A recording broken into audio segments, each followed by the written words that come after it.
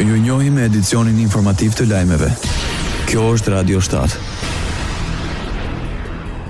Protesta para Komisionit Shtetëror të Zgjedhjeve në Maqedoninë e Veriut. Partitë maqedonase VMRO, DPMNE dhe LSDM parashtruan 5 ankesa mbi procesin e votimit për pajisjen biometrike për zgjedhje në komunën e Çashkës, ku fitues doli kandidati shqiptar. Banorët e Çashkës kërkojnë që të mos manipulohet me vullnetin e tyre. Kandidati AKI Suat Sheqiri, i cili fitoi garën që në rrethin e parë, ka shumë dyshime që këto ankesa janë bërë në baza etnike. Sheqiri tha se gjatë procesit të votimit nuk ka pasur asnjë ankesë nga anëtarët e komisioneve komunale zgjedhore dhe as nga vëzhguesit ose BE-Odirit.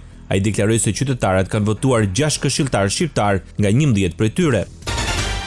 Deputeti VMRO DPMNE-s dhe kryetari i degës së partisë në këtë qytet Igor Stravovski provokon në rrjetet sociale pas zhvillimeve të fundit politike në komunën e Çashkës. Pas fitores së kandidatit shqiptar në këtë komunë, ai e cilësoi Çashkën simbol të identitetit kombëtar maqedonas. Në postimin e tij, Stravovski shkruan: "Çashka është zemra e Maqedonisë dhe duhet të mbetet e tillë."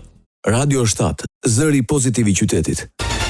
Kancelari gjerman Friedrich Merz në samitin e procesit Berlinit në Londër bëri thirrje që Kosova dhe Serbia të intensifikojnë dialogun për normalizimin e marrëdhënieve dhe u garantojnë mbështetje.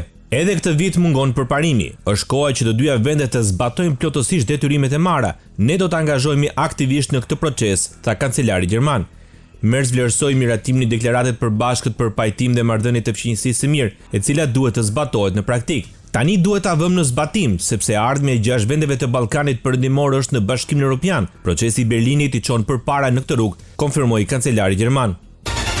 Siguria, zhvillimet rajonale dhe integrimi në Bashkimin Evropian ishin temat kryesore të bisedimeve mes kryeministrit detyrë të Kosovës Albin Kurti me ministrin francez për Europën Benjamin Haddad. Takimi erdhi në Londër në kuadër samitit procesit Berlinit. Jam mirënjohës për mbështetjen e Francës si një antare kyçe e BE-s dhe për vlerat e përbashkëta që udhëheqin partneritetin ton, shkruan në rrjetet sociale kryeministri në detyrë i Kosovës.